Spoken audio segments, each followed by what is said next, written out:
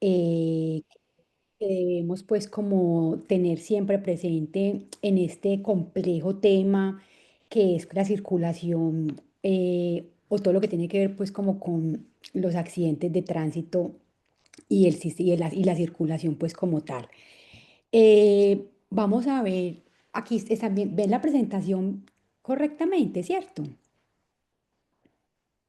Sí, profe. Bueno, perfecto. Vamos a ver entonces un poco el concepto de lo que es un accidente de tránsito. También tenemos que ver un poco como qué es lo que se entiende por actividad peligrosa, cuál es el fundamento como de esa responsabilidad.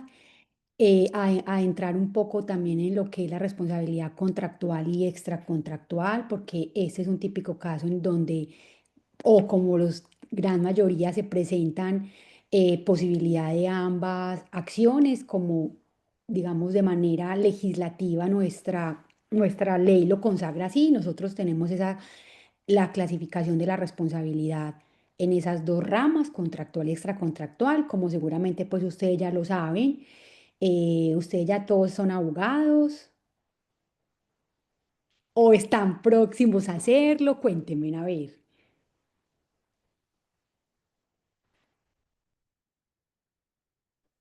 Ya, buenas tardes, profe. Yo soy ya abogada. La Perfecto, mayoría de Natalia, muchas abogados. gracias. Jorge y Diana también, Sí, abogado también. graduados, ya ejercen. Sí, señora. Perfecto, bueno, entonces eso también digamos que nos ayuda un poco más porque pues todos estos temas ya ustedes están más familiarizados pues con ellos, ¿cierto? Entonces, eh, luego vamos a ver un poco como cuáles son ya los elementos que estructuran la responsabilidad del transportador. En este caso, pues sería ideal ver todos los sistemas de transporte, pero solamente nos centraremos en el, digamos, más, pues como más frecuente para nosotros, que es el terrestre, aunque también el marítimo es importante, por supuesto, el aéreo también, pero por cuestiones pues de tiempo nosotros nos delimitaremos al transporte terrestre, que como insisto, pues es como lo que más está pues como a nuestros días. Luego veremos un poco como cuáles son los seguros que están ahí como latentes en ese campo, pues porque parte de lo que uno hace en la conciliación es pues también saber cómo se construye pues esa fórmula conciliatoria con todas esas partes que pueden estar pues como inmersas en ese proceso de la circulación. Y ya sí, eso será seguramente mañana porque tendremos estas dos sesiones y ya sí mañana entraremos ya como en materia de conciliación, ¿cierto? Como cuáles son los antecedentes, qué nos trae ahora también esta ley 2251 del 2021 que es toda esa ley de los choques simples, que es pues bien importante porque cambia por completo la forma en cómo funcionan y ya no hay, digamos, en esos choques simples, que es los que no hay lesiones, simplemente, digamos, los que podríamos decir que son a las latas, pues ya no hay como una intervención propiamente tal de los agentes de tránsito y ese proceso contravencional que sí es pues muy importante en en ese otro escenario que será pues el de lesiones o muertes. Y finalmente pues veremos la sentencia que declara constitucional esa ley y que pues como cuáles son entonces esos consejos también que se construyen a partir de las aseguradoras y de la jurisprudencia de la Corte para en esos choques simples, cómo debemos actuar nosotros en la medida en que no vamos a estar pues mediados por un agente de tránsito y también pues obviamente lo que parte como de nuestra idea, pues todo lo que tiene que ver como con la conciliación. Ya saben pues que mi nombre es Margarita Villegas, las dudas que tengan de verdad que transmítamelas, la idea es hacer este espacio, pues yo sé que es complicado los espacios virtuales, pero que pues también sea como un espacio para que podamos debatir un poquitico y no se ejerza pues como una postura muy, muy distante pues desde allá, desde esta pantalla, sino que verdaderamente pues eh, puedan hacer preguntas. Yo creo que este tema da para eso, es un tema muy, pues muy importante que nos toca a todos constantemente y no solo como abogados, ¿cierto? Como ciudadanos de a pie, constantemente pues uno tiene problemas como peatón, como conductor, entonces creo que el tema de por sí pues puede generar como esa participación y se los digo de antemano que le agradezco para que podamos como hacer pues como más provechosa estas clases y aprender pues y así también como resolver de manera pues como las dudas que tengan, porque también hay que decirlo, es un tema donde como el derecho hay mucho que tiene que ver con la interpretación, ¿cierto? Y que no hay posturas pacíficas, sobre todo en lo que tiene que ver pues como con el fundamento de la responsabilidad en esta actividad peligrosa, ¿cierto? Entonces, eh, así seamos poquitos que se atrevan como a preguntar o a comentar incluso los casos que nos han pasado como ciudadanos de a pie o como abogados. Bueno, ¿alguna duda, alguna sugerencia, algún tema que no vean ahí que de pronto quiera que se trate?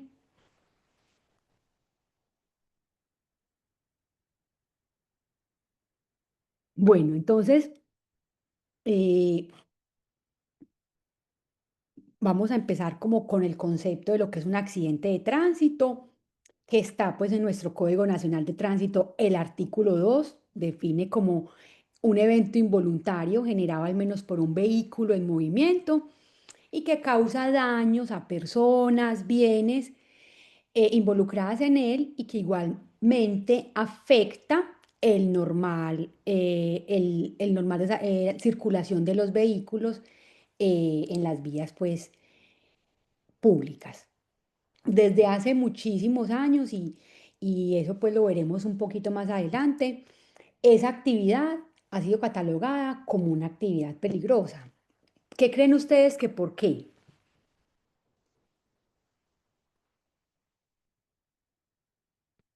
La actividad de conducción de vehículos automotores ha sido catalogada desde siempre como una actividad peligrosa. Diríamos que, pues sin lugar a dudas, hace poco había un informe en que decía que parte de la crisis del sistema de seguridad social en salud en nuestro país se debe un poco a los accidentes de tránsito, en especial las motos, ¿cierto? Entonces es una cuestión de salud pública muy, muy importante. Los accidentes de tránsito causan muchísimos daños, ¿cierto? Causan muchísimos daños desafortunadamente. Y no solo porque pues seamos malos conductores, sino porque también ustedes vieron esa noticia de ese conductor en Bogotá que atropelló a 11 personas en estado de embriaguez. Dos de ellos son dos niños que están en muerte cerebral.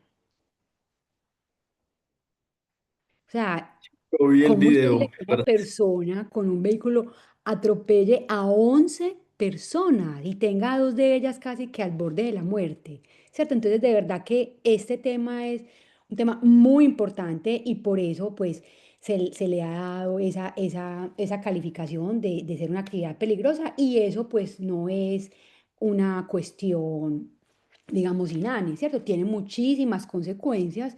Una de ellas incluso es que se haya creado un seguro obligatorio. ¿Como cuál?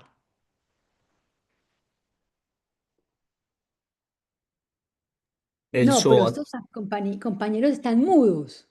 Sí, el A SOAT, ver, Jorge, el SOAT. el SOAT, por supuesto.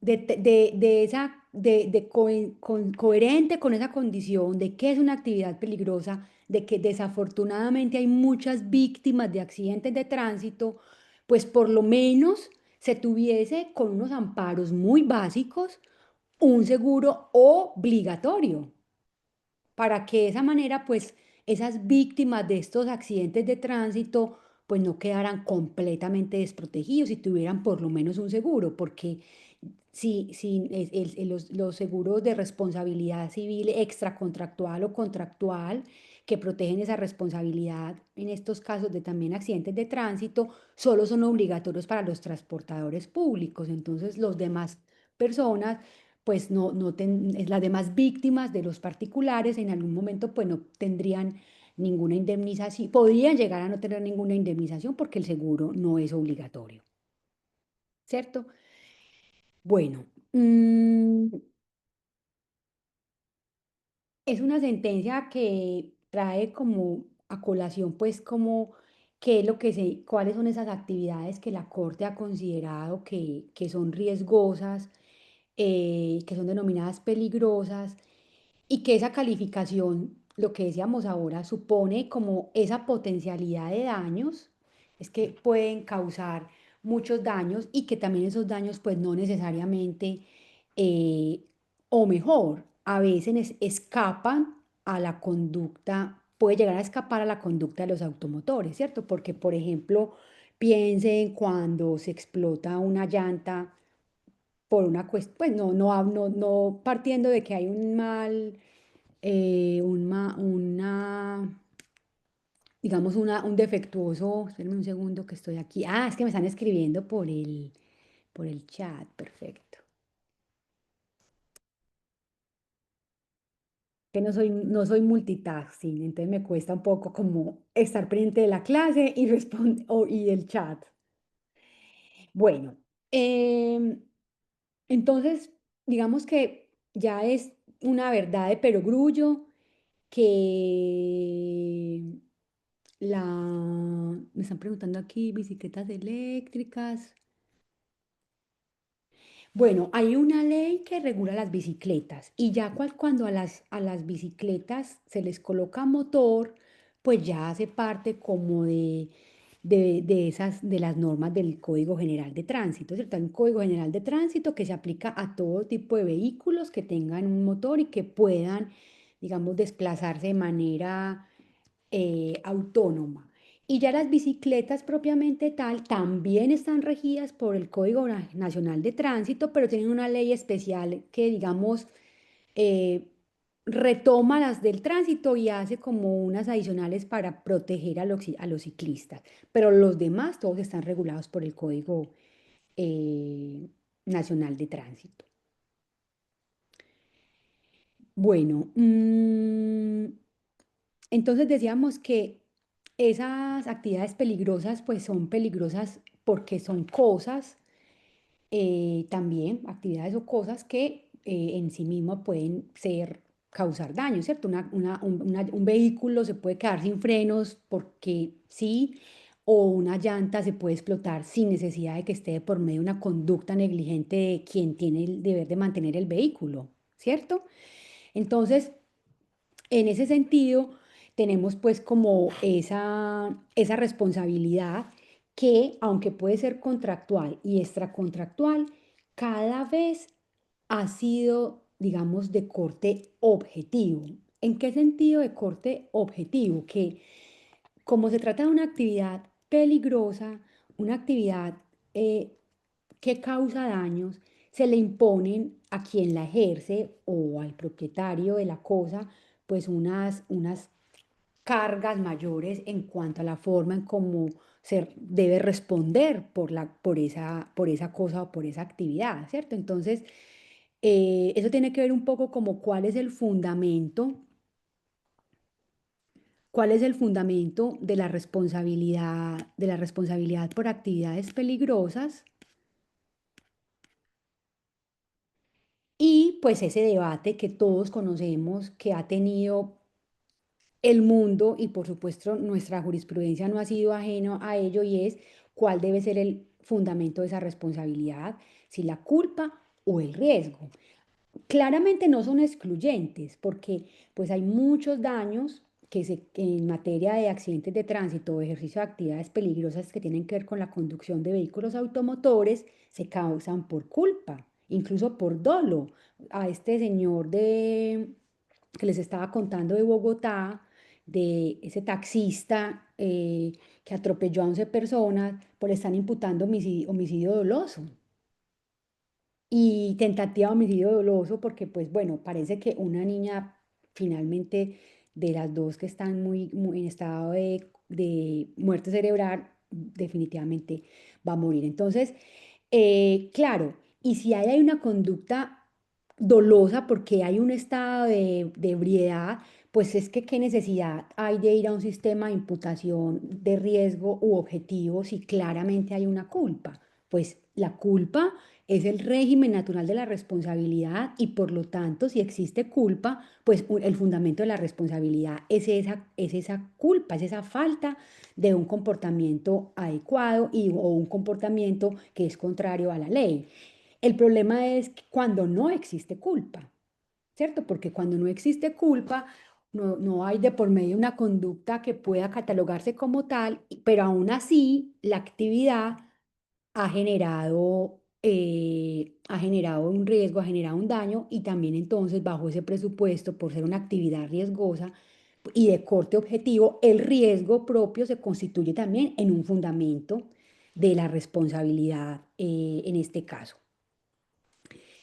Entonces, la circulación de vehículos automotores, siempre, ahora que estamos hablando del fundamento, el fundamento normativo ha estado en el 2356, ¿cierto? Ese artículo 23 del 56 de nuestro Código Civil, que de una manera pues un poco a su época y como todas las normas con algunos defectos, pero es propio del lenguaje, el lenguaje es ambivalente, genera confusiones. Entonces, esta norma regula un poco lo que para ese momento, incluso hoy, porque pues habla del que dispara un arma, él habla también de la construcción, es, digamos, a partir del cual hemos fundado la responsabilidad por actividades peligrosas, teniendo también pues claro, como ya ustedes lo saben, la dificultad de sustentar en esta norma una noción de riesgo, una noción objetiva,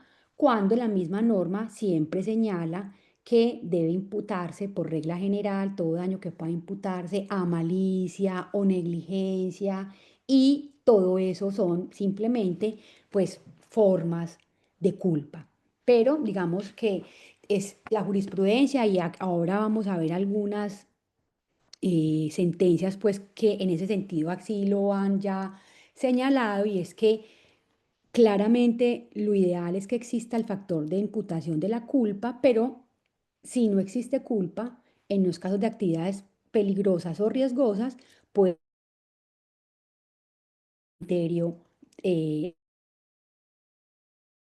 objetivo, pues ese riesgo. Eh, Ahí pues como, espérenme que se me dijo, ya aquí un mensaje que estaba mi conexión a internet inestable. ¿Me están escuchando bien? Sí, señora. Bueno, perfecto. Ahí simplemente como que les traigo a colación algunas sentencias que pueden ustedes revisar en donde hemos tenido como toda esa discusión de cuándo podemos pasar de un sistema de responsabilidad subjetiva basada en la culpa a un sistema de responsabilidad objetiva en casos de actividades peligrosas como pues lo es la conducción de vehículos automotores. Bueno, ¿alguna duda hasta ahí?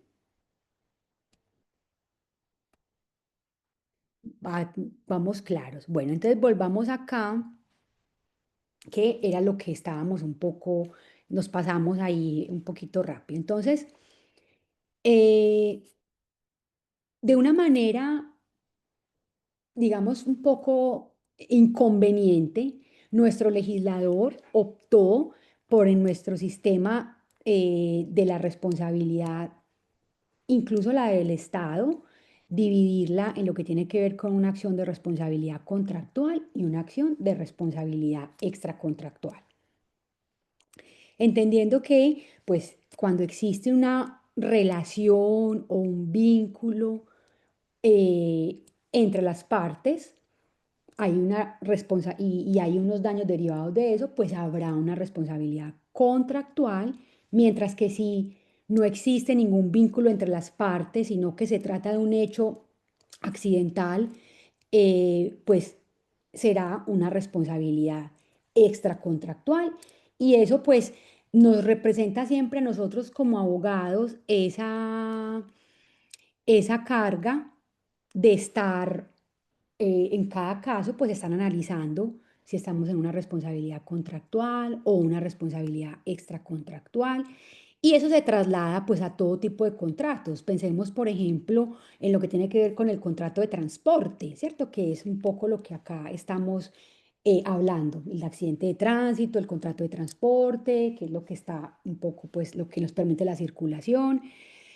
Eh, y en ese sentido, pues, habrán unas personas que, por ejemplo, tengan una relación contractual con el transportador, por ejemplo, los pasajeros, pero habrán otras que no, por ejemplo, un peatón, ¿cierto? Entonces, y eso importa, por ejemplo, para el tema de los seguros, porque los seguros, pues, habrán unos seguros que protegen, en el caso, por ejemplo, de los transportadores públicos, tienen que tener uno que cubra no solo la responsabilidad contractual de los pasajeros, sino también la extracontractual de terceros.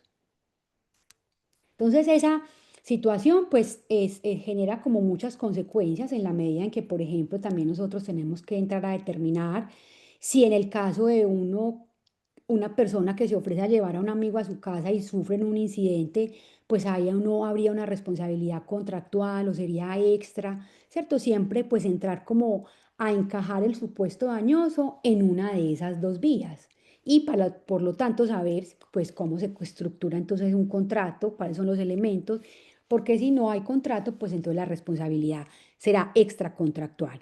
Y lo que sucede con la responsabilidad pre y postcontractual es que tendrán que enmarcarse en una de esas dos vías, porque no tenemos sino esas dos. Bueno, entonces nosotros en materia de transporte tenemos pues el contrato que está regido no solo por el Código de Comercio en el 981, sino también por el Código Civil. El Código Civil también trae una regulación de un contrato, pero lo denomina pues de arrendamiento. El 981 dice que el transporte pues es por medio del cual una persona se obliga a cambio de un precio a conducir a un lugar a otras por determinado medio y en un plazo fijado a personas, cosas y a entregarlas a estas a su destinatario. Y bueno, el Código Civil lo mismo, es un contrato que una de las partes compromete mediante lo mismo, un precio o un flete, a transportar o hacer transportar a una persona de un paraje a otro. Eh, bueno, entonces sabemos que hay contratos civiles y comerciales que un poco la gratuidad no es lo que la diferencia, porque ambos prevén la denominación. ¿Qué será lo que los diferencia entonces? Por ejemplo, cuando un estudiante, un compañero, en este caso no, pues porque tenemos clases virtuales, pero si tuviéramos clases presenciales y uno de los compañeros le ofrece al otro llevarlo a la casa y sufre un incidente, ¿qué podría ser una responsabilidad? ¿Habría o no habría contrato de transporte? No, no hay contrato de transporte, ¿Por qué?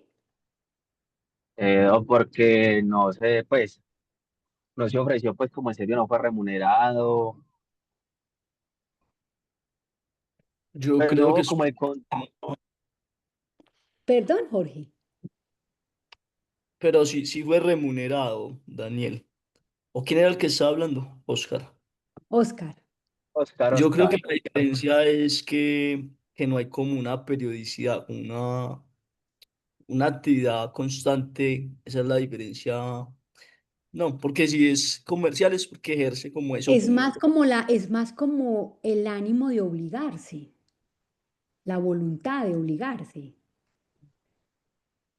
Ah, no Ese sé. elemento volitivo de que cuando tú lo haces con un compañero, pues tú no te estás queriendo obligar, tú simplemente estás haciendo es un acto de cortesía, de, de benevolencia, de generosidad, pero tú no estás pensando en que estás adquiriendo una una obligación derivada de un contrato de transporte. Es un poco para mostrarles que no es sencillo, porque habrá quien diga, no, sí, si hay contrato. Y si, por ejemplo, la persona le dio algo como, mire, yo te doy para la gasolina. Ah, no, es que le pagó. Espera, pero me perdí que es que se me desconectó la señal. ¿Hay contrato o no hay contrato? Depende de la voluntad con la que tú hagas eso. Si tú lo haces de manera simplemente benevolente, de cortesía, no, Por un favor. exactamente. Pero si ya hay un ánimo de obligarse, incluso pues puede llegar a, sí, pero es muy Y no difícil es que Pero, llegar así a saber eso. no, pero, porque profe, de no, pronto, dale, Jorge, dale. no, hágale, ¿qué iba a decir usted? Por ejemplo, pues yo lo hacía en la universidad y le decía a una compañía, me dice, te doy 80.000 pesos si me transportas esta semana. Y yo, no, hágale, pues le echamos gasolina al carro. Entonces ahí hay un contrato, pues de todas maneras, pues era el No, mismo Ay, yo recorrido. creo que ahí sí no, hay no, porque toda la mano. el ánimo tuyo no era de obligarse. Ahora, en la Exacto, discusión. Pero exactamente, sí porque yo hay le decía, responsabilidad. Sí Pero hay ella, sí. claro, sí, por supuesto que sí, porque es que aquí la diferencia va a ser qué norma se le aplica, si las normas comerciales, las normas civiles o la responsabilidad extracontractual, porque si no hay contrato, él igual puede ser responsable por una responsabilidad extracontractual.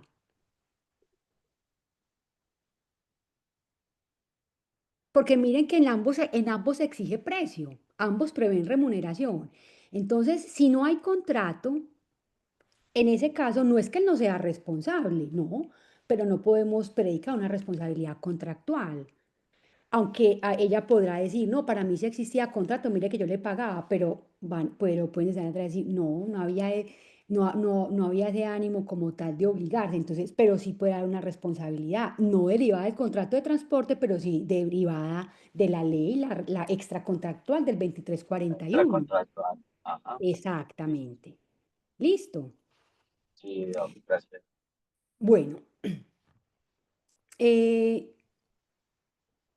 hay una norma que regula el transporte benévolo y que también deja la duda, espérenme que es que no he podido mover esta cosa del cuadro para que la podamos leer. A ver, ya. El contrato benévolo o gratuito no se tendrá como contrato mercantil, no será contrato mercantil, podría ser civil, pero, o si no, cuando sea accesorio de un acto de comercio. Por ejemplo, el transporte que usted compra en el Éxito, una lavadora y se lo llevan a su casa gratis. Ahí se considera que es un contrato mercantil porque es accesorio, aunque sea gratuito, porque es accesorio de un acto de comercio. Entonces, el precio tampoco pareciera ser un elemento esencial del contrato de transporte. Eso para mostrarles que a veces es lo más difícil de encajar a veces si es una responsabilidad contractual y eso va a depender de los casos o si es una responsabilidad extracontractual. Pero si no es contractual y si no hay contrato, pues entonces será extra.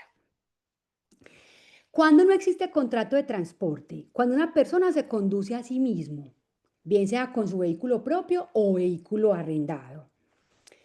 Tampoco cuando una persona conduce sus mercancías, lo mismo por su vehículo propio o un arrendado. Y tampoco cuando uno conduce a su familia, a un amigo en su vehículo. Y ahí sí, lo que decíamos ahora, no con la intención de celebrar un contrato de transporte, sino simplemente de transportarlos, de hacer un favor. En esos casos no existe contrato. Está claro, entonces no es que no exista responsabilidad, sí, pero entonces será de orden extracontractual y habrá que analizar los elementos de esa responsabilidad extracontractual propia del Código Civil. En cambio, si existe contrato de transporte, pues nos vamos a remitir a las normas que regulan el contrato de transporte y la responsabilidad del contrato de transporte.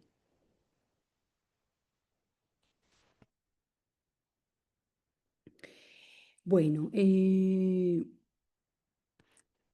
dentro del contrato de transporte ya dijimos que existe una obligación principal, una obligación clara, que es pues que las personas o las cosas se lleven de un lugar a otro y sean entregadas. Y digamos, dentro de esa obligación siempre se ha también sostenido que existe una obligación de garantía.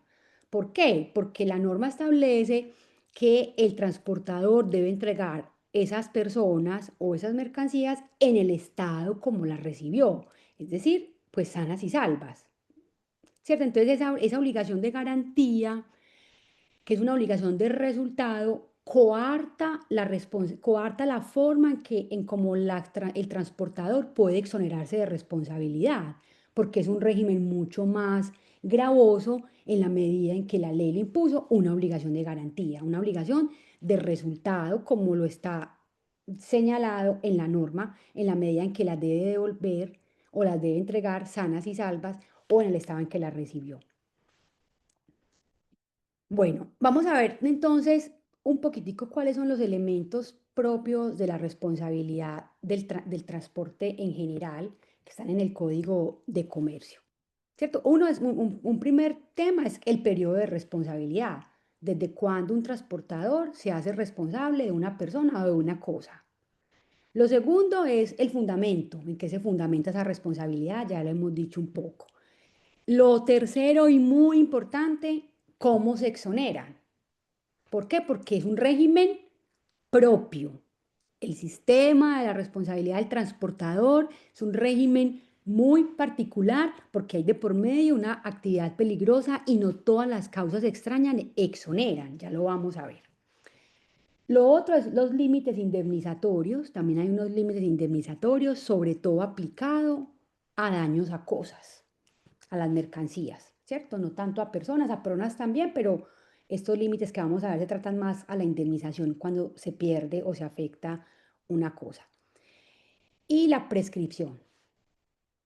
Entonces, frente al periodo de responsabilidad, el periodo de responsabilidad, pues decíamos que es desde ese momento temporoespacial en que el transportador adquiere bajo custodia o la seguridad personas o las cosas.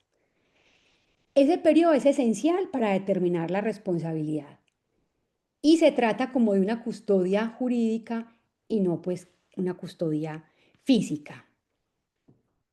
Por regla general se entiende, por ejemplo, que el periodo de responsabilidad, vamos a ver primero la regla en el transporte de cosas. En el transporte de cosas se entiende que la responsabilidad del transportador inicia desde que el remitente se las entrega y termina cuando el transportador se las entrega al destinatario. Una excepción, contrato de transporte de mercancías marítimo, pero no, pues no nos interesa. Y en el contrato de personas, en el contrato de transporte de personas, que está regulado en el artículo 1003 y 1088, 1880 del Código de Comercio, dice que ese periodo se inicia cuando el pasajero se encuentra bajo la seguridad en el lugar de origen y haya sido trasladado al sano y salvo al destino, y que eso comprende las operaciones de embarque y desembarque.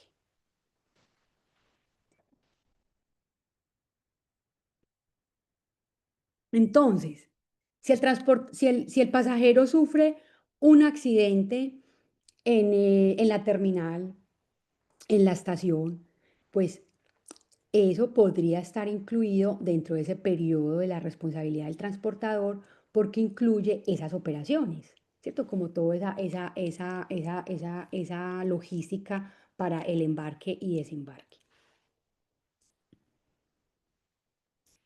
Bueno, fundamento de la responsabilidad. Hemos dicho que eh, es difícil establecer si es la culpa contractual o el riesgo profesional. Lo que sí es claro es que la obligación del transportista es una obligación de seguridad o de custodia y la norma la señaló como una obligación de resultado. Bueno, ¿cuáles son los eximentes de responsabilidad que puede alegar el transportador? Están señalados en el artículo 992 del Código de Comercio, que reza de esta manera. El transportador solo podrá exonerarse total o parcialmente de su responsabilidad por la inejecución o por la inejecución defectuosa o tardía de sus obligaciones si prueba que la causa del daño le fue extraña o que en su caso se debió a un vicio propio o inherente de la cosa transportada. Y miren esto, que es lo más gravoso. Y además que adoptó todas las medidas razonables que hubiera tomado un transportador según las exigencias de su profesión para evitar el perjuicio o su agravación. Entonces, le exige solo la causa extraña, pero además que debió haber adoptado todas las medidas razonables. Entonces, ¿cuáles son las causas extrañas? Fuerza mayor y caso fortuito.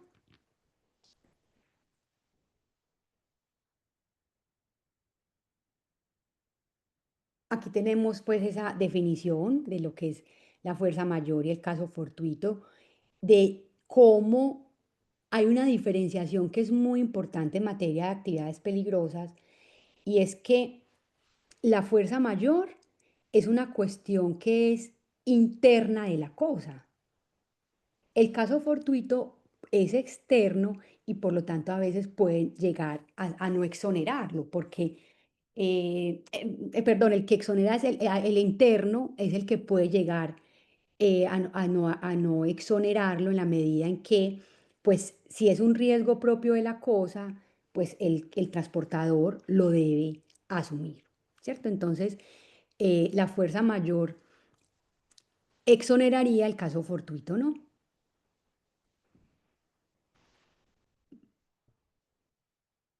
¿Por qué no exonera el caso fortuito?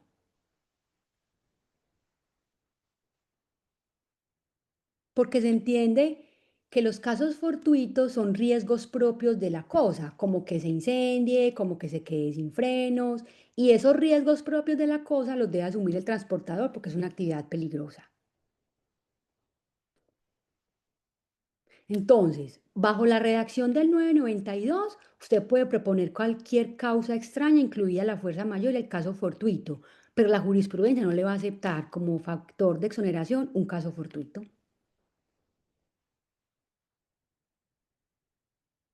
Bueno, vamos hasta ahí claros.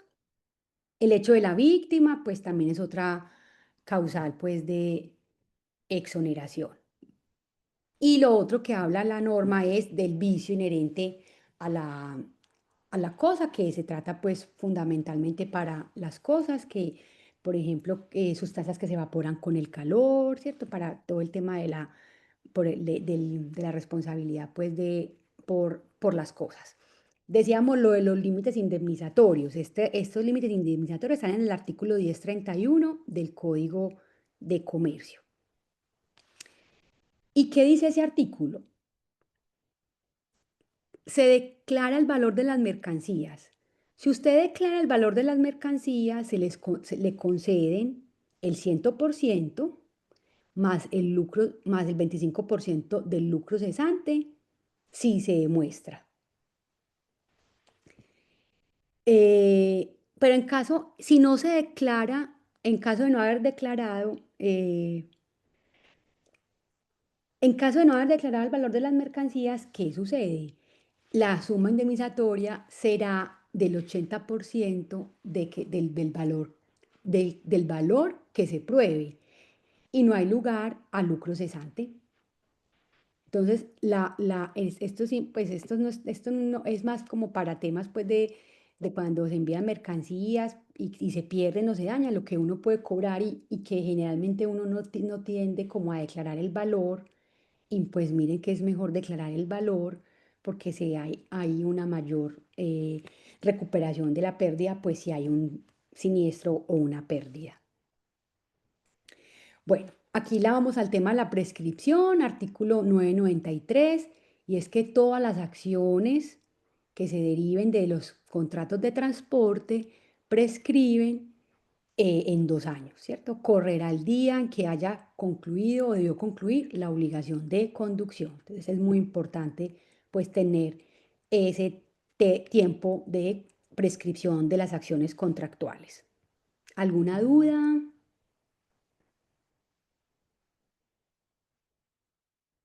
Vamos, claro, esto ya lo vimos un poco, no sé si en esto quieran mencionar algo o está claro el tema como el fundamento de la responsabilidad por actividades peligrosas y el debate entre la culpa y el riesgo. ¿Puedo volver a mostrar la prescripción? Es que no duró nada. Claro que sí. 993. Gracias. De nada. Bueno, mm, lo que hemos dicho, que el artículo 2356 es el que sirve de base a, a este sistema de responsabilidad por actividades peligrosas, que ese artículo, pues, a sus redacciones, pues, del Código de Bello, no debe entenderse como una enunciación taxativa, es simplemente una enunciación de diferentes actividades que en ese momento se consideraban peligrosas y que todavía hoy lo siguen siendo.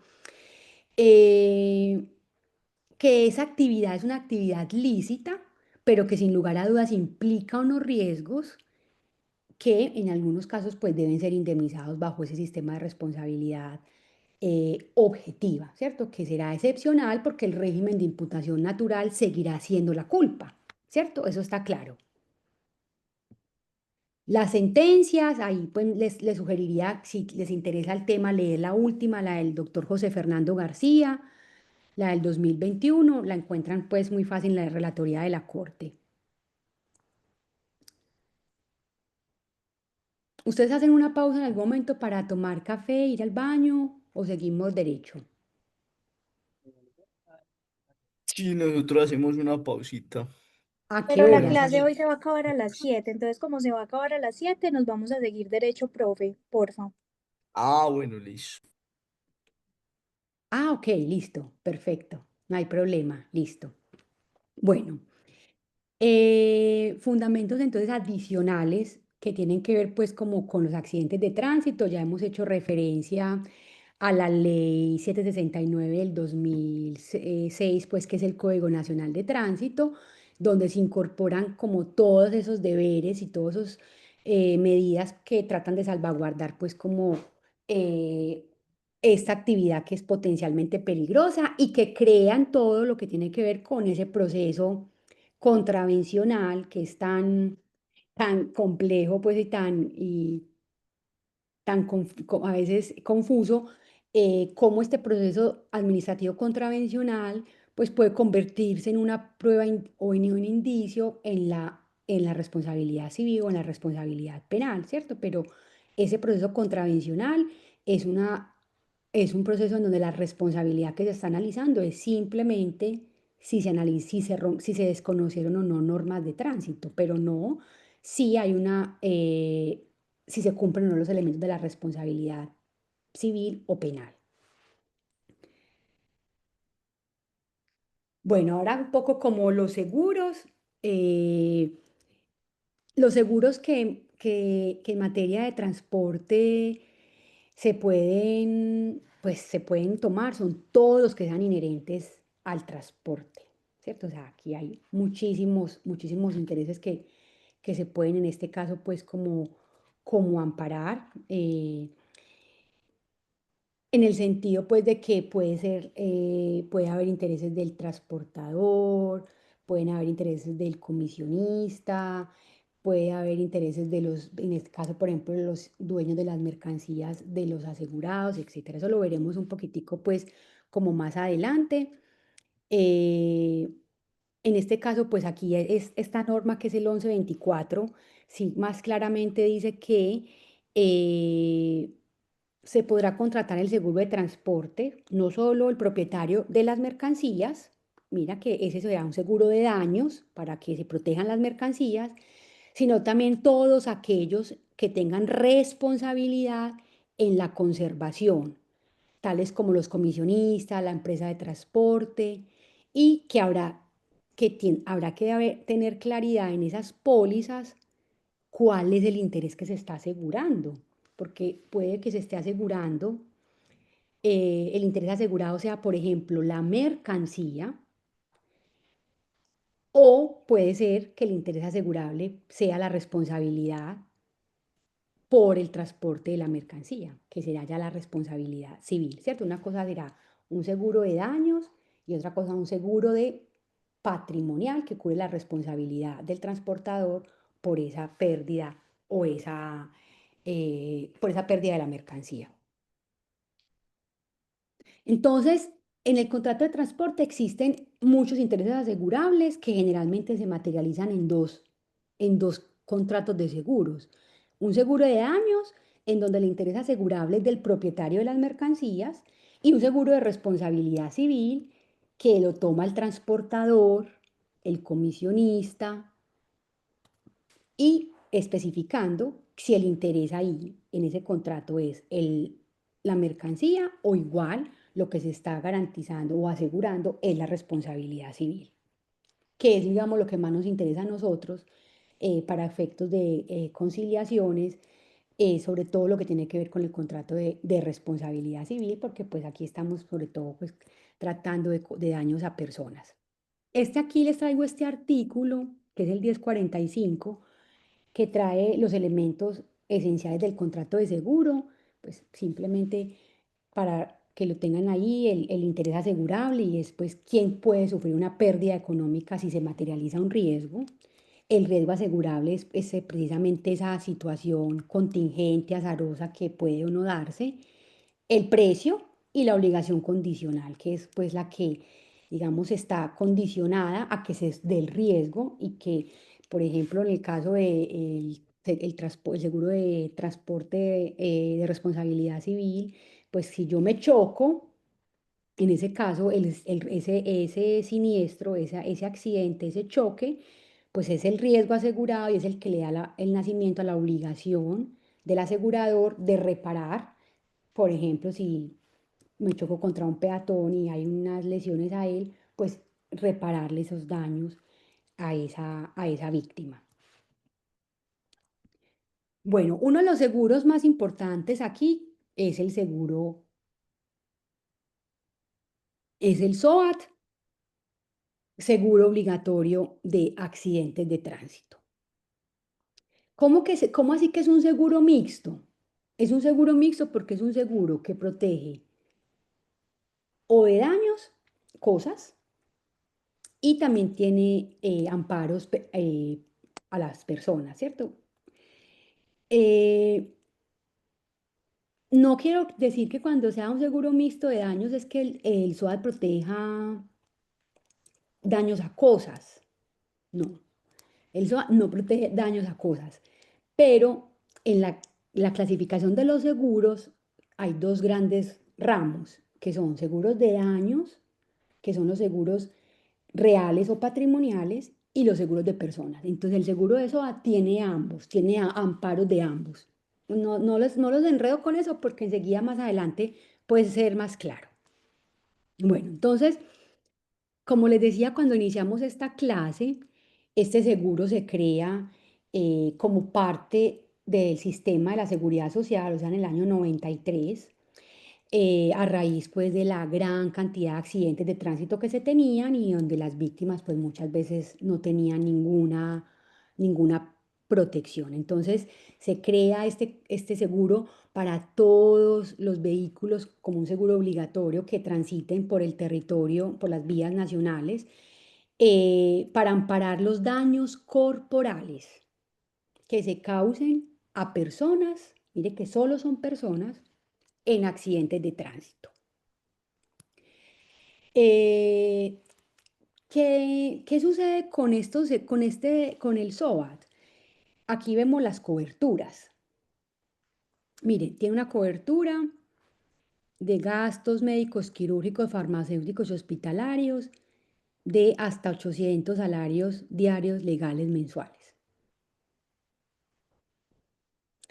¿Qué significa eso? Supóngase que yo tengo un accidente de tránsito y a mí me llevan a un hospital y en ese hospital se van a generar unos gastos médicos hospitalarios. Esos gastos médicos hospitalarios que cubre el SOA de ese hospital no pueden ser superiores a 800 salarios mínimos legales diarios.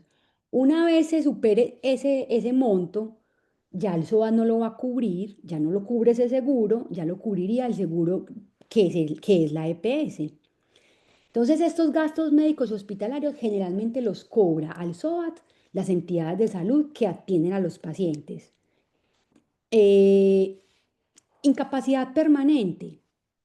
Supóngase que yo en un accidente de tránsito tengo una incapacidad permanente. Puedo cobrarle al SOAT ese amparo de una incapacidad de hasta 180 salarios diarios mensuales vigentes. ¿Cómo así? Sí, yo puedo decirle al SOAT, mire, yo de ese accidente quedé con una pérdida de capacidad laboral, acá está el dictamen, usted tiene un amparo por eso y me lo pagan. Lo mismo sucede con los gastos médicos, perdón, el amparo de muerte y gastos funerarios. Ese amparo por muerte y gastos funerarios tiene una cuantía de 750 salarios.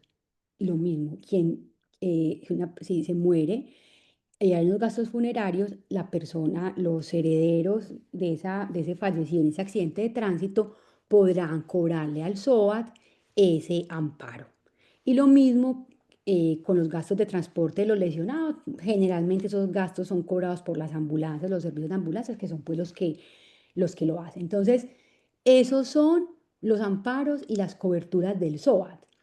Miren que lo que hace ese seguro es crearlo como obligatorio y establecer unos topes, porque si no, no era posible. Entonces dice, mire, estos son los amparos básicos, esto es lo que cubre y estos son los montos. ¿Alguna duda? Los amparos son por cada lesionado. Son por cada lesionado, con excepción del amparo de transporte de movilizaciones a la capacidad del medio de transporte. Bueno, las coberturas entonces, como les dije ahora, combinan unas de daños y otras que no son de daños y por lo tanto, por ejemplo, en las que no tienen carácter indemnizatorio, como por ejemplo el amparo de incapacidad permanente, yo lo puedo acumular con otro seguro. Yo podría cobrarle al SOAT ese amparo y luego ir a decirle a otro seguro que tengo yo, por ejemplo, privado, un seguro de vida, donde tengo un amparo y una incapacidad también, y decirle a ese seguro, mire, yo también acá tengo una pérdida por un accidente y lo puedo acumular. Si no puedo acumular, por ejemplo, si el auxilio funerario, yo no puedo ir a cobrar el auxilio funerario al SOAT y luego ir a cobrar el auxilio funerario también a la EPS o al tercero responsable, porque ahí habría que un enriquecimiento sin causa.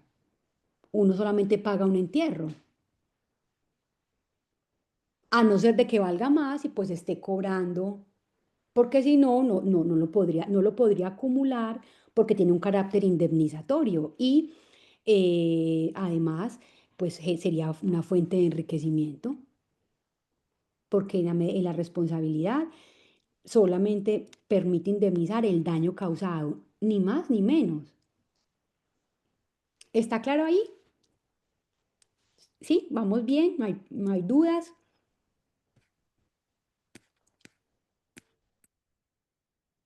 Por mi Muy bien. parte, no, gracias. Bueno, perfecto.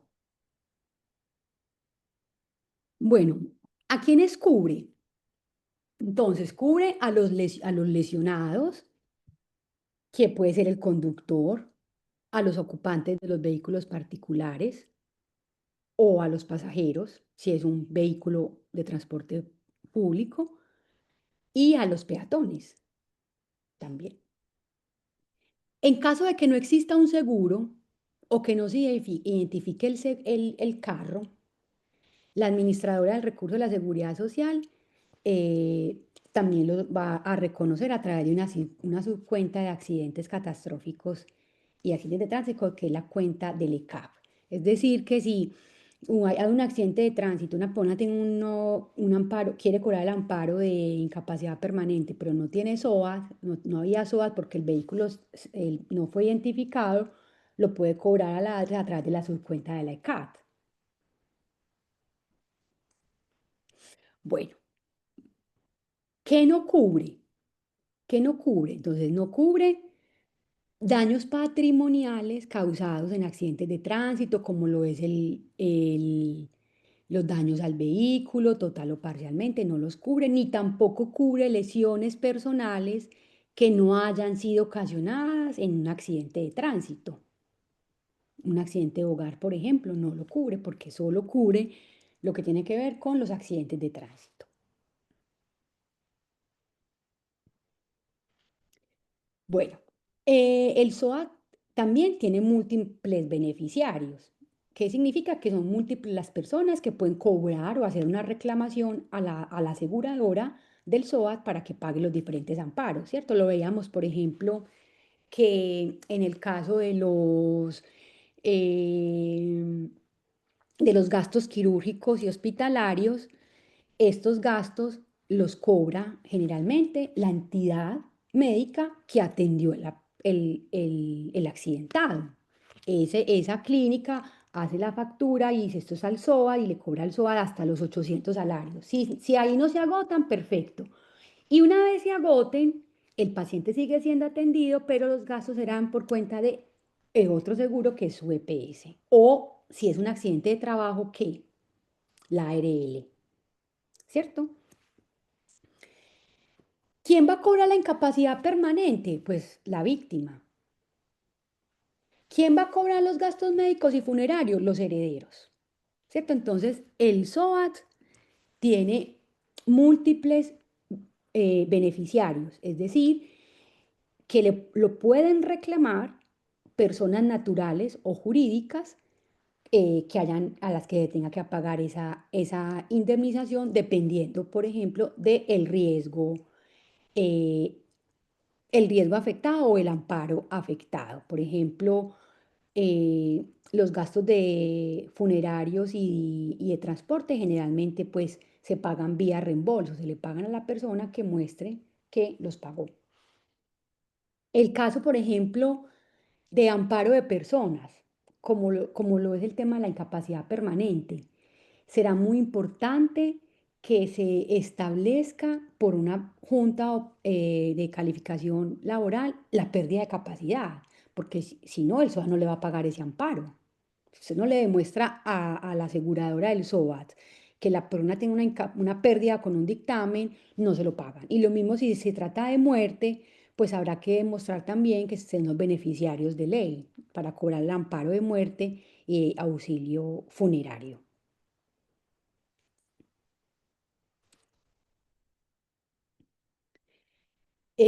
Bueno, lo que les decía ahora, que en virtud de este decreto, todos los gastos de salud que excedan el SOAT van a ser asumidos o por la EPS o por la ARL si se trata de un accidente laboral, ¿cierto? Porque puede que un accidente de tránsito pues sea un accidente laboral.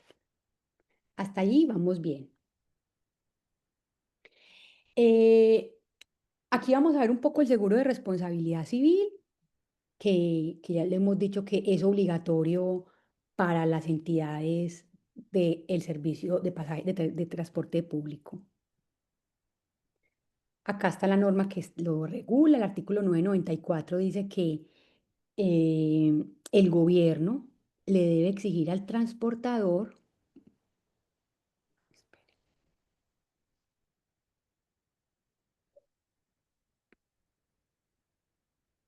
le debe exigir al transportador que tome por cuenta propia o por cuenta del pasajero o el propietario de la carga un seguro que cubra a las personas y a las cosas transportadas contra los riesgos inherentes al transporte.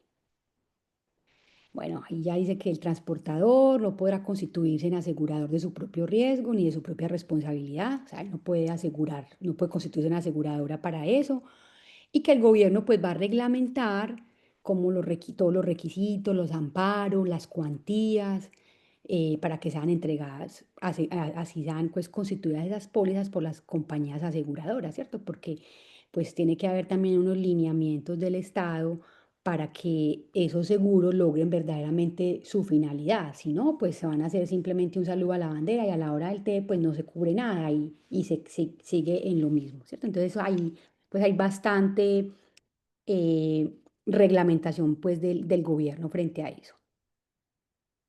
Las empresas de transporte público entonces deberán tomar por cuenta propia esas pólizas y también la norma señala, esto está en el artículo, la ley 336 del artículo 61, señala que tienen que amparar, o mejor, clarifica que los riesgos propios del transporte en este caso son una responsabilidad contractual y una responsabilidad extra.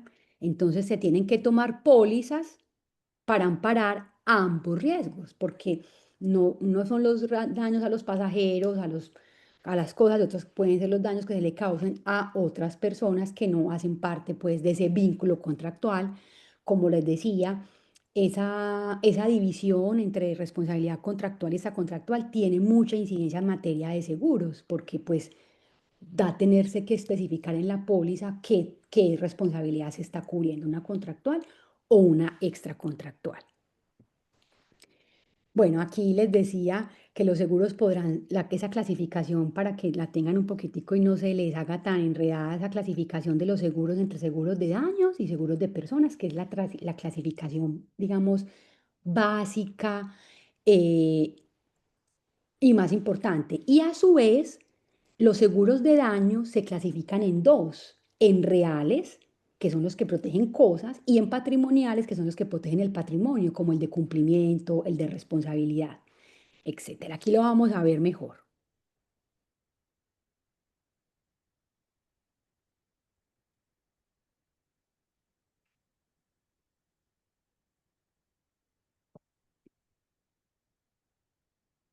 Con eso aclaramos un poquitico más esa clasificación, ¿cierto? A ver, un seguro de incendio. Jorge, ¿qué es? Sería de daños, pues dependiendo si afecta bienes, sería de bienes, pues, y ya sería la reparación, pues, a los bienes. Y si mueren personas o animales, ya sería seguro de personas. Aunque creo que animales estaría todavía considerado en daños. Sí. Bueno, pero en realidad el seguro Ah, de ese será fundamentalmente un seguro de daños, de cosas reales, no protege a su vez que porque entonces la cosa genera un daño, entonces va a responderlo patrimonialmente. No, es por ejemplo, si hay un incendio en una fábrica, el seguro cubre los daños a esa fábrica, no cubre la responsabilidad. Ahorita tendría que tomar otro seguro de responsabilidad contractuales a contractual la empresa para proteger los daños que ese incendio haya ocasionado a las personas. Son riesgos diferentes y seguros diferentes. ya, ok, gracias. Bueno, no, eso es lo que quería como que aclaráramos un poco.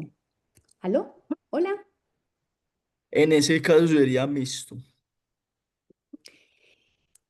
Habría que tomar varios seguros, sí, un Ah, seguro pues sí. real y un seguro de Hay unos seguros integrales, que son los que más combinan como todo. seguros como multito riesgo o por ejemplo el seguro de autos que combina un seguro de autos combina un amparo de daños, un amparo de daños reales porque te puede proteger, por ejemplo, si usted choca su carro, lo daña, que se lo reparen, pero también tiene un amparo patrimonial, que es que si usted le pasa, ojalá que no, y espero que no vuelva a pasar una cosa tan triste, lo de ese conductor taxista bruto mentira, no, pobrecito también, imprudente y negligente y irresponsable de Bogotá que atropelló a 11 personas, Mm. eh, puede entonces proteger la responsabilidad, el daño al carro, pero también la responsabilidad. de los daños que causa a los terceros. Ujú. Y también, por ejemplo, el seguro de autos puede tener un amparo de hurto o puede tener un amparo, por ejemplo, de actos terroristas, que si usted el carro es víctima de un motín o de una cosa terrorista, pues se lo paguen. Bueno, Pero me queda la duda cuando dice patrimonialmente considerado. O sea, ¿qué sería específicamente eso? El de los entonces, patrimonios. Proteger entonces el patrimonio en sí mismo. En los seguros de daños. el patrimonio como una universalidad, no Ah, como ya. un bien en específico, porque para un bien en específico es un seguro real. Ah, ok. Por eso cuando usted toma un seguro de responsabilidad, por ejemplo, yo tomo un seguro, usted va a tomar un seguro de responsabilidad profesional. ¿Usted qué quiere proteger con ese seguro de responsabilidad profesional si usted se equivoca como abogado en un pleito y lo van a demandar? El patrimonio, sí. El patrimonio. Usted va a Ujú. proteger su patrimonio, que está integrado por una universalidad de cosas. Ah, ya En entiendo. cambio, si usted quiere asegurar su casa para que si hay un terremoto o algo se le pague, pues tomará un seguro de daños real, Ujú. Sí. que cubrirá, ya usted definirá si cubrirá inundaciones, si cubrirá incendio, si cubrirá terremoto, guerra, etcétera. ¿Alguna pregunta? ¿Alguien más? ¿Vamos bien? Los seguros es un universo. Bueno, pero ¿qué también es muy importante en materia de responsabilidad? El daño, la tipificación del perjuicio. Porque, pues si nosotros vamos a hablar de que la responsabilidad, la finalidad es reparar un daño, que haya una reparación integral de ese daño, pues tenemos que entender más o menos cómo está tipificado el perjuicio en nuestro sistema jurídico. ¿Cómo se clasifican los perjuicios? A ver, hablemos con Daniel, que no le conozco la voz. Dani, Señora, ¿cómo están tipificados los perjuicios? O los daños. ¿Qué daños eh, conoces tú? me imagino que patrimonial, aunque no estoy seguro. ¿Y cuáles son los daños patrimoniales? Son No sé. dos. Son No, dos no de sé. dos clases. A ver, ¿quién le ayuda a Daniel? Sería el daño emergente y lucro cesante. Exactamente. Los perjuicios patrimoniales o materiales, que son aquellos en donde hay una lesión al patrimonio, son de dos naturalezas. Un daño emergente o un lucro cesante. Y están definidos en la ley. La ley, el artículo 1603 y 1614 lo señalan. A ver, ¿quién me ayuda con la lectura? A ver, la señorita Diana, a ver, la señorita Diana, que solo la veo ahí en el chat para que también conocerle su voz.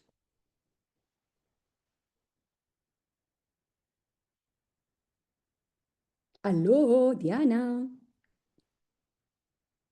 A ver, Diana, ¿será que no puede hablar? Pues, A ver los si daños morales también, ¿cierto? O sea, patrimoniales y morales serían los daños. Ay, Nati, a ver, ya que habló, no, espere, no se me adelante. Ah, bueno, bueno.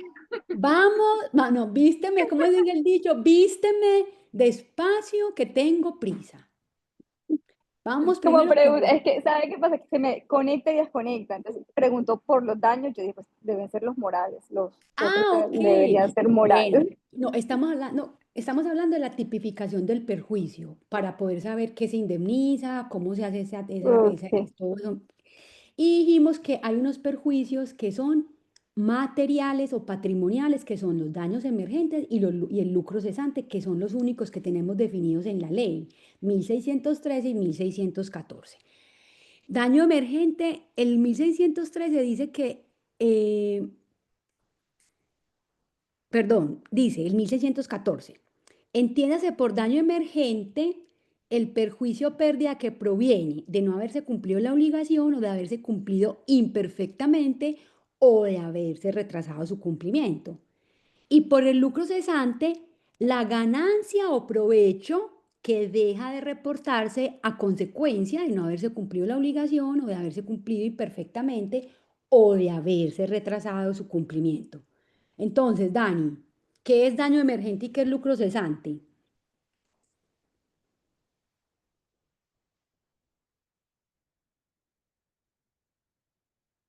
Lucro cesante es cuando deja de llegar un dinero que se esperaba. Exacto. Ajá. Y daño emergente es cuando se genera un daño porque no se terminó una obligación o porque se hizo mal las Cuando cosas tengo que o... sacar de mi bolsillo. Sí. Perfecto. Ahora, existen otros daños, Nati, que afectan otra parte de nuestra vida, que son, no es el patrimonio, sino que es ya nuestra parte, digamos, inmaterial, ya es nuestra parte como seres humanos, como personas. Y esos son los llamados daños o perjuicios extrapatrimoniales, inmateriales. ¿Por qué? A ver, Nati, ¿por qué le damos esta denominación? Bueno, me imagino que es porque afecta directamente la psiquis de la persona. No, es porque no se pueden cuantificar, recaen sobre bienes inmateriales, intangibles, que no pueden cuantificar y que no pueden encontrarse en el comercio. Sin embargo, pues obviamente hay que tasarlos porque pues hay que liquidarlos, hace parte de, digamos que filosóficamente, la respuesta de cuánto cuesta una vida, cuánto cuesta un riñón, no tiene respuesta, pero jurídicamente hay que hallar un valor a eso porque pues tenemos que indemnizar y tratar de reparar. Entonces esos perjuicios inmateriales son creación jurisprudencial. La jurisprudencia ha ido poco a poco diciendo cuáles son esos perjuicios y también ha dicho más o menos cómo es su cuantificación, ¿cierto? Ha sido un poco arbitrio judicial. Ahí sí, ese primer perjuicio que encontramos es el perjuicio moral, que es un perjuicio, pues, además muy bonito como nace. ¿Alguien conoce el origen del perjuicio moral en Colombia? Caso Villaveses. No. Mire, un señor demanda al municipio de Bogotá hace muchos años porque el cementerio donde estaba depositado los restos de su esposa iba a ser trasladado a otra parte y ellos, pues el cementerio y la ciudad, lo que hicieron fue depositar todos los restos de las personas en una fosa común y pues los trasladaron y el señor entonces demanda y pues pide un perjuicio moral como consecuencia de el dolor que le representa no tener los huesos o los restos de su esposa, que era lo único que él tenía. Y es la primera vez, año 1822, en la que la Corte Suprema de Justicia le reconoce da ese nombre a ese perjuicio denominado como ese daño moral, ese daño, ese dolor, esa tristeza, esa congoja, esa angustia, ese miedo, ese sinsabor, pues por el hecho dañoso. En este caso, pues se tuvo una particularidad también esta tasación, porque el juez lo que dijo, la corte lo que dijo es, hagámoslo por vía pericial.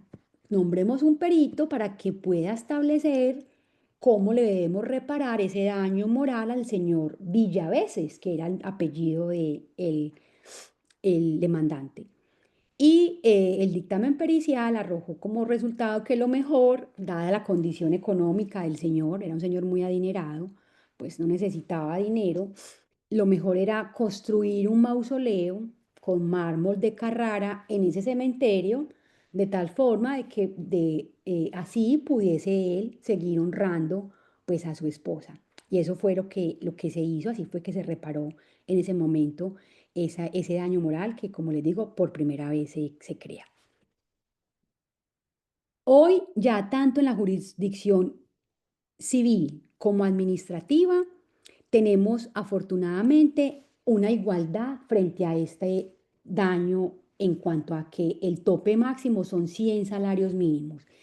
Hasta el año pasado, no, hasta este año, la Corte Suprema de Justicia tasaba el daño moral no en salarios mínimos, sino en millones. Entonces, 60 millones, y eso pues tenía muchos, digamos, muchos reparos, muchas cargas, porque implicaba cada vez estar actualizando el daño y además pues como una desigualdad ante la ley, porque pues no se tenía como un mismo rasero para, digámoslo así, me perdonan la expresión, cobrar un muerto en la jurisdicción civil a un muerto en la jurisdicción contenciosa. Entonces, en buena hora se hicieron como esa unificación por una sentencia que es la SC 072 del 2025 del doctor Tejeiro, hace esa unificación de los daños extrapatrimoniales de acuerdo con lo que lo traía la jurisdicción contenciosa.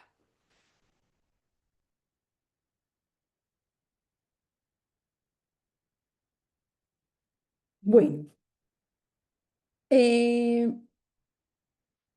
el daño a la vida en relación. El daño a la vida en relación surge primero en la jurisdicción contenciosa administrativa, más o menos alrededor del año 95-96 empieza a reconocer un perjuicio diferente. Hasta ese año, hasta esa época, escuchen esto, caso Villaveses 1922 y solo hasta 1997 se reconoce otro perjuicio diferente al moral, que empieza a llamarse daño fisiológico, luego se le cambia la denominación a daño a la vida en relación. ¿Y qué será ese daño a la vida en relación? Si el daño moral afecta, es ese dolor, esa tristeza, ¿qué será el daño a la vida en relación? Como la alteración negativa de la relación que pueda tener pues, con las personas más cercanas o algo así.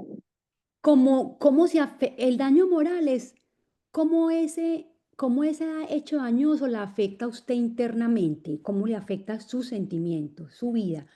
Pero la vida en relación es ya cómo lo afecta a usted con el entorno, con el mundo externo. Y consigo mismo, ¿no? Como la imposibilidad, pues. Sí, claro, pero consigo mismo es más el moral. Ya es como, por ejemplo, el daño a la vida en relación es que usted ya no quiere volver, por ejemplo, a salir, o la persona, por ejemplo, si queda inválida, pues es una persona que ya no va a poder volver a experimentar esa sensación de lo que es sentir los pies, etcétera. Entonces, es más el desarrollo suyo con cómo le dificulta a usted ese daño relacionarse con el mundo externo, con las personas, con las cosas, con las actividades placenteras, con las actividades rutinarias, etcétera. Como les digo, se inició su reconocimiento en el Consejo de Estado, año 1995. Y ordinaria se vino a reconocer un daño a la vida en relación en el año 2008. En el año 2008 en un caso en donde una persona se le cae una losa de una construcción y queda en un estado de cuadriplegia, la corte en su momento pues se preguntó si era suficiente para efectos de reparar integralmente esos daños inmateriales, solo reconocerle a esta persona un daño moral o si en realidad había que darle alguna cosa adicional, como ya lo venía haciendo el Consejo de Estado. Y en esa sentencia del año 2008, con una ponencia del doctor Valencia Copete, se reconoce, como les digo, por primera vez ese daño a la vida en relación en la jurisdicción civil y se tasa en 60 millones de pesos. Se le dio también la misma, digamos, la misma liquidación del perjuicio moral, no en salarios mínimos, como lo ha dicho siempre el Consejo de Estado, sino en millones que afortunadamente pues también se corrige eso. Y así veníamos funcionando como con esos dos perjuicios, tanto la jurisdicción civil como la jurisdicción administrativa y luego ya como en el 2013, 2014 empieza por la jurisdicción nuevamente el Consejo de Estado a introducirse un daño diferente que se llamó daño a la salud. Y cuando se empezó a introducir el daño a la salud, la jurisprudencia lo que dijo fue que este daño iba a reemplazar el daño a la vida en relación y que a partir de entonces, de ese momento, ya no había daño a la vida en relación, sino que había daño moral y daño a la salud. Y que el daño a la salud era como, pues esa posibilidad de indemnizar, por ejemplo, si existe un daño como una lesión a un bien y a un órgano de manera objetiva. Es decir, si yo, por ejemplo, pierdo la visión, pues tengo un daño a la salud que para toda persona va a ser igual que pierda la visión. Y ya luego se analizarán cuáles serán entonces las consecuencias que implica esa pérdida de la visión como tal. Entonces permitía como dividir un poco el daño y basarse pues como, y hay un reconocimiento especial a ese daño a la salud, pero terminó siendo un poco también más algo como eh, traído de otras doctrinas sin mucha eh, introspección de lo que, de lo que era, si era necesario o no esa figura en nuestro sistema jurídico para hacer más claro todo o si por el contrario lo iba a hacer más confuso. Y pues para colmo de males, la jurisdicción ordinaria se plegó de eso y también tomó la idea entonces de que no íbamos a reconocer daño a la vida en relación, sino que íbamos a reconocer solo daño a la salud, con un agravante, que miren que daño a la salud lo puede cobrar solamente quien padece el daño a la salud, la víctima directa. Cuando hablábamos de daño a la vida en relación, el concepto era mucho más amplio porque se permite que lo cobre no solo la víctima directa, sino también, por ejemplo, su familia.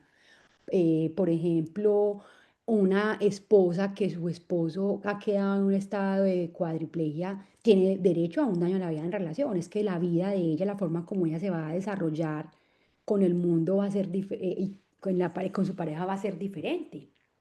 Entonces, eh, sin embargo, pues así lo tenemos y hemos suplantado entonces el daño a la vida en relación por el daño a la salud, con los inconvenientes que tiene, pero así sigue, tanto en la jurisdicción ordinaria como en la administrativa. Y también en una sentencia del año 2014, nuestra Corte Suprema de Justicia y ya luego el Consejo de Estado empezaron a crear esos daños denominados daños a bienes protegidos constitucionalmente. ¿Qué sucedió? Que porque a mí me gusta a veces los ejemplos porque uno los recuerda más fácil. Era un usuario de un banco que constantemente recibía notas del banco de que debía, y el señor pues muy acuciosamente siempre le requería al banco y le decía que no, era un deudor moroso, y pues el señor se cansó de eso y de que el banco nunca corrigiera ese error en la información y los demandó. Y en ese caso, año 2014, la Corte Suprema de Justicia reconoció que esa persona tenía un daño a un bien protegido constitucionalmente. ¿Que cuál será?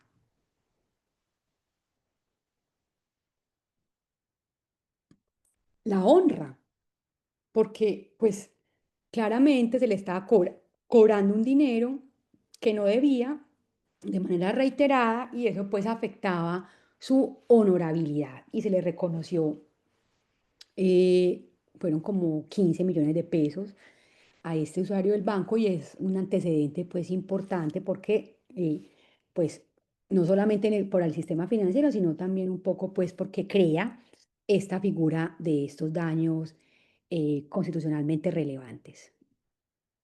Déjenme un segundo, yo reviso el chat, que veo que por aquí hay, si veo si hay preguntas. Hola, un saludo a todos, ¿cómo están? Hola, Yo soy... Daisy. Profe, yo no había podido entrar porque también estaba en otra clase y entré hace poquito. Tranquila, ¿cómo ¿Sabes? estás? Cuéntame No, me gustaría saber cuál es el número de sentencia de esa que me estás mencionando y, y la del 2000, la del daño a la salud. Porque, por ejemplo, el daño a la vida de relación es muy diferente a la salud. Es que el daño a la vida de relaciones son los cambios o modificaciones que yo tuve frente a una vida, frente a una relación de vida, frente a ese perjuicio ocasionado. Pero quiero mirar esa diferencia que se le logró dar con la salud o serán los fisiológicos. bueno, no, Ah, ya.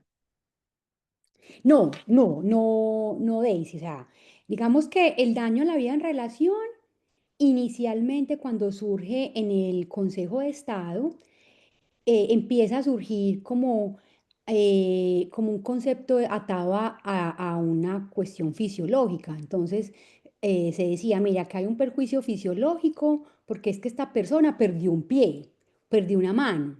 Entonces, hay un daño biológico que se le va a indemnizar por ese lado. Pero luego el nombre cambió porque no solamente se daba cuando existieran lesiones o daño biológico, sino que, por ejemplo, puede existir un daño moral, un daño a la vida en relación cuando se le afecta el honor o por un desplazamiento, etcétera.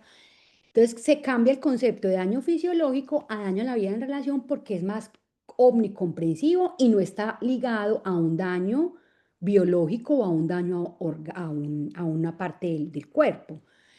Y se entendió que este daño lo que estaba intentando indemnizar o reparar era las consecuencias exteriores que un daño puede tener en la vida de una persona, cómo un daño puede afectar la vida externa de una persona, que usted no pueda caminar, que usted no pueda, por ejemplo, volver a crecer con su padre, ¿cierto? Como toda esa parte externa y que por supuesto yo estoy de acuerdo contigo en que eso es diferente al daño a la salud.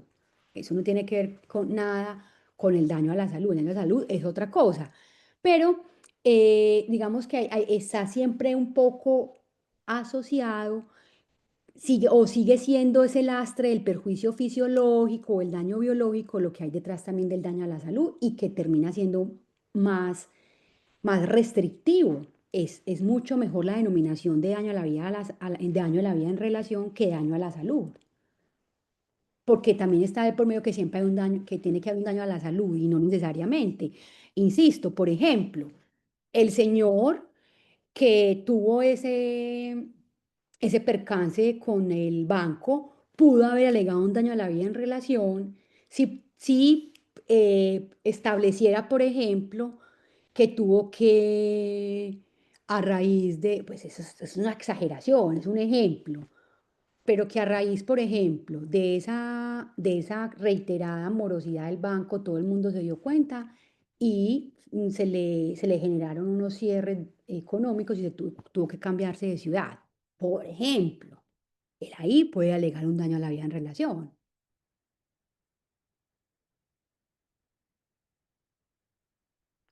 O por ejemplo, Sí, yo entiendo ese daño. o por ejemplo, un daño a la vida en relación está dado cuando una persona ya no puede volver a correr, por ejemplo, si está parapléjica, ya no puede volver a correr. Entonces, una cosa es el dolor que ella sienta el dolor psíquico y el dolor interno, pero otra cosa es también entonces que, por ejemplo, una persona que esté cuadraplégica, si va a salir, pues ya necesita una silla de ruedas, necesita otras situaciones que hacen mucho más gravosa su vida que antes. Si está medianamente claro, Daisy, o no. Sí, yo lo comprendo, ¿no? Sí, lo comprendo. Tranquila. Bueno, Ya. de todas maneras, les voy a compartir las sentencias, la del caso del 2014 y del daño a la salud, para que las tengan y las revisen, porque la verdad es que eso no es un tema pacífico, no es un tema fácil. Entonces se las compartiré, porque aquí la busqué y no me apareció, pero dice que es del 2014, un banco y daño al honor. Bueno, entonces, Eh, Estábamos viendo la tipificación del perjuicio porque estamos hablando aquí de responsabilidad en accidentes de tránsito, de que vamos a indemnizar a las víctimas o que vamos a conciliar, ¿cierto? Y estábamos viendo un poco como los seguros, el SOA, luego nos vinimos al tema del seguro de responsabilidad civil y al perjuicio, porque pues es lo que trata de indemnizar este, este, este, este seguro. Entonces, el seguro de responsabilidad patrimonial, de responsabilidad civil, es un típico seguro de responsabilidad contractual o extracontractual. ¿Cuándo será contractual? Por ejemplo, si se trata de un accidente de tránsito donde esté involucrado un vehículo público y el daño lo recibe un pasajero. En ese caso, el pasajero pues tendrá derecho a cobrar esos perjuicios de orden patrimonial. En estos casos en estos temas de responsabilidad civil, hay una cuestión que se debe, como lo decimos ahí, a una desafortunada redacción del 1127, del artículo 1127, y es que para que se cubran los perjuicios extrapatrimoniales, óigame bien, para que esas pólizas de responsabilidad civil cubran los perjuicios extrapatrimoniales, que son los que estábamos viendo, estos, debe haber pacto, debe pactarse expresamente. Lo mismo que si hay una exclusión de culpa grave o debe ser expresa. En estos seguros también se permite el aseguramiento de la culpa grave. O sea, es parte como de que se admite eso. Por lo tanto, si va a haber una exclusión de que no se cubre la culpa grave, también tendrá que ser expresa de acuerdo con el 1055. Otra característica de este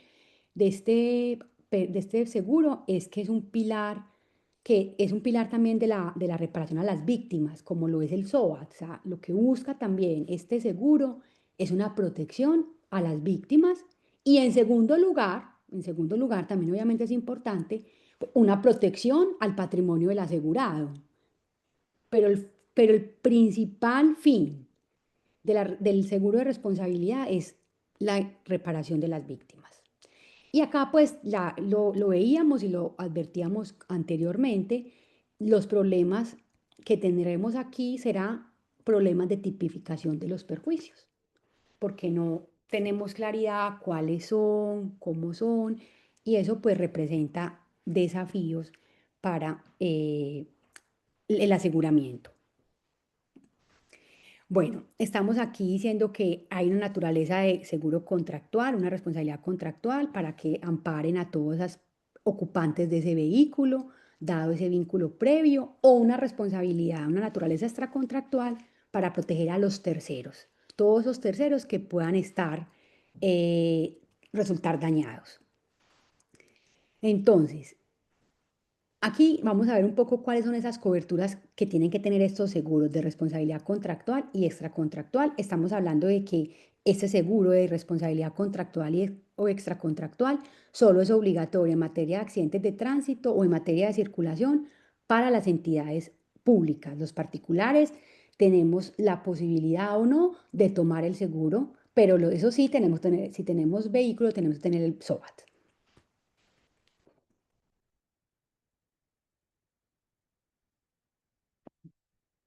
Entonces, la póliza de responsabilidad contractual debe cubrir al menos los siguientes riesgos. Debe cubrir muerte, también debe cubrir incapacidad permanente, incapacidad temporal, gastos médicos y quirúrgicos. Y miren lo que dice, el monto asegurable por cada riesgo no podrá ser inferior a 100 salarios mínimos legales mensuales vigentes por persona. ¿Cierto? Porque como se trata aquí de pasajeros y que son muchos, entonces todos esos amparos serán siempre por persona. ¿Qué cubre la póliza de responsabilidad extracontractual? Va a cubrir entonces muerte o lesiones de una persona, daños o bienes a terceros, muerte o lesiones a dos o más personas. Y lo mismo, cada riesgo no deberá ser mínimo de 100 salarios y también será por cada persona.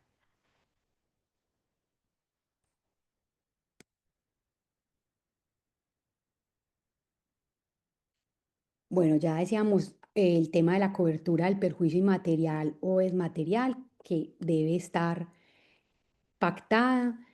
eh, el propósito de resarcimiento pues de este seguro, que a raíz de que este seguro de responsabilidad sea la víctima, su beneficiario, es que nos permite que tengamos acción directa frente a la aseguradora y que por lo tanto la víctima pueda llamar a conciliación a la aseguradora, incluso sin tener que llamar al asegurado. ¿Por qué? Porque tenemos una acción directa, todas las víctimas, para reclamar, valga la repetición y la redundancia, directamente a la aseguradora.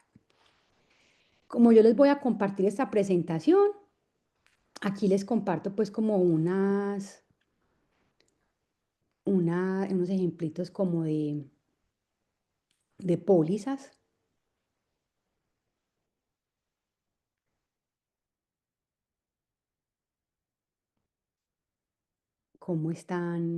Mire cómo están detalladas las coberturas.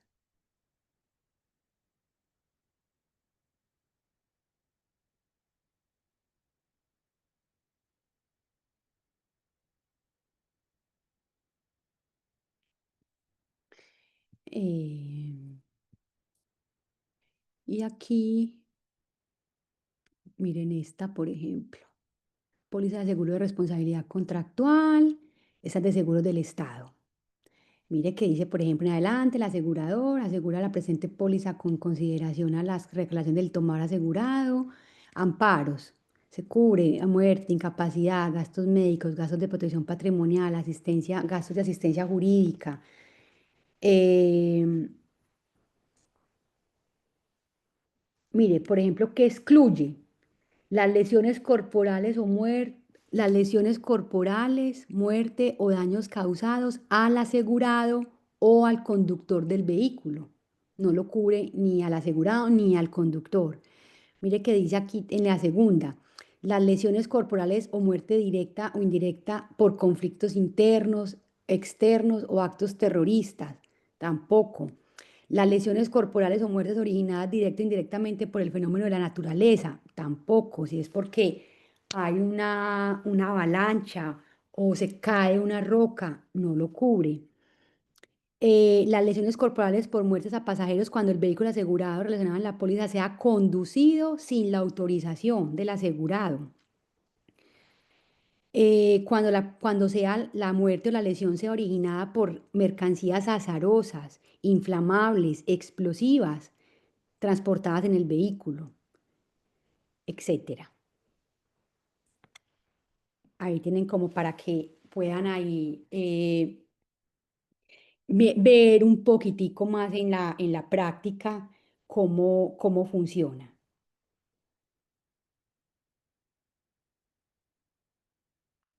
Denme un segundo, por favor.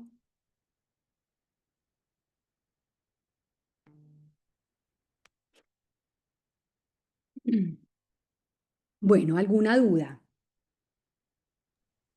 Profe, no me quedó claro por qué se excluye lo de la muerte y las lesiones, porque es una excepción ahí en esa póliza que nos mostró. En la última. Sí, porque es las lesiones corporales, la muerte, daños causados. ¿Por qué no lo amparan esa póliza? No, Hasta. mira, no los ampara los del conductor o los de sus parientes. Ah, ya. Sí, mira. No, causados al asegurado o al conductor del vehículo, el asegurado, o sus parientes en línea colateral o recta. No, si yo voy en el carro, por ejemplo, con el conductor que es mi esposo y yo soy la que muero, no me cubre a mí, porque cubre a los pasajeros. Y en este caso, pues se entendería que bajo esa cosa yo no soy pasajera porque tengo una condición, aunque lo soy también, pero está excluido. Mira que también excluye, obviamente, lo que tenga que ver con la culpa exclusiva del pasajero. O sea, si el daño se causa porque, por ejemplo, el pasajero no se pone el cinturón, pues sí es el caso.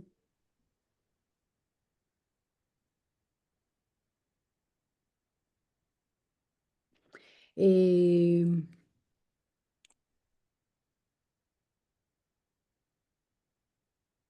Profe, yo no sé, yo tengo un concepto muy sancionatorio, por decirlo así, no decirlo de otra manera, del tema de las pólizas aquí en Colombia. A mí me parece que no tenemos una cultura de la póliza, o de los seguros. Por lo tanto, cuando uno compra una póliza RC o cualquier cosa que uno quiera protegerse, siempre las aseguradoras buscan las formas para no pagarnos. Es decir, le buscan a uno justificaciones, un montón de cosas y se ve uno inmerso como bueno, nunca me ha pasado, no, yo lo miro desde el punto de vista del estudio, y se ve uno Ujú. inmerso como afectado a demostrar un sinfín de cosas para lograr un pago y esperar, y espere, y entonces, y a discutir, y si no hay que demandar, un montón de cosas. Me parece que no tenemos en Colombia nos falta demasiado con el asunto de las pólizas. Diferente sin conocer, pero diferente al análisis que puedo hacer de otros países como Estados Unidos o la Unión Europea, en donde digamos que por términos generales son un poquito más protectores en el sentido de algo así, se chocaron, córranse, que la póliza le va a proteger sí o sí, córranse, no tienen que armar el trancón. Entonces nosotros aquí todavía nos estamos, no sé qué será. Yo, bueno, también puedo creer que como no tenemos tanto esa cultura de la póliza, hacemos que pocas personas consuman este producto y al haber un poco consumo del producto, no nos pueden dar tanta certeza esas aseguradoras de que realmente te voy a pagar ese daño o el perjuicio que me estás ocasionando. Tengo esa percepción, ¿sabes? La tengo. Sí, no, yo creo que no eres la única y lo hablamos, digamos, desde el punto de vista de consumidores de este tipo de productos. Claramente el seguro es un contrato muy reglado y muy técnico. ¿Por qué? Porque hace parte también de una forma actuarial de distribución de riesgos a partir de grandes números. Entonces, claro, una aseguradora no te puede cubrir todo porque se quiebra, ¿cierto? Entonces también ahí hay y son necesarias, ¿cierto? Son necesarias porque pues es la forma también como amparamos muchas de nuestras contingencias humanas. Los seguros de pensiones son supremamente importantes, el seguro de salud, etcétera. Entonces, es muy complejo también porque uno siempre, claro, hay una tensión entre la aseguradora que no quiere pagar y uno que quiere que le paguen todo. Incluso a veces los propios, pues, a cosas en que no. Entonces, es complicado, pero yo sí creo que cada vez hay más propensión a eso. Lo que pasa es que son costosos y la economía de nuestro país es desafortunadamente muy precaria como para que a veces la gente que alcanza a comprar un vehículo y tenerlo pueda asegurarlo, ¿cierto? Pero sí es ideal y si no, pues claro, está el SOA que tiene unas tarifas muy básicas y lo otro pues es demandar directamente al responsable si no tiene ningún seguro que pues también tampoco pues fácilmente va a garantizar nada, pero pues es por lo menos tratar de hacer justicia. Y lo mismo con las aseguradoras. Uno pues por eso existen ya cada vez más abogados especialistas en temas de seguros para definir y analizar en toda esa, digamos, clausulado si hay o no razón para que haya una cobertura y sea el juez el que lo decida. Sí, bueno, quería desahogarme. Claro, no hay problema. Estos días una clienta que había pagado una póliza de muchos años y tuvo una pérdida de capacidad laboral y no se la reconocieron porque había prescrito. Estaba que se moría de la ira porque además ella es abogada y nunca tuvo en cuenta que eran 2 años desde que le dictaminaron la pérdida de la capacidad laboral y los dejó pasar. Y decía, yo tuve este tiempo pagando este seguro y yo le decía, nada, pues es triste, pero no le van a pagar así porque ya prescribió y uno diría, pero sí, no. Bueno, entonces miren, no, ya aquí terminamos nuestro tema de hoy. la idea era ir hasta acá para mañana ya, después de ver como este abrebocas, esta introducción, adentrarnos ya como en todos los antecedentes de la conciliación en materia de tránsito. No sé si tienen alguna duda, algún otro comentario o catarsis como mi querida Tatiana, que además Daisy nos ayuda, pues nos trae ahí también pues ese riesgo moral de las aseguradoras. ¿Alguien quiere decir algo más?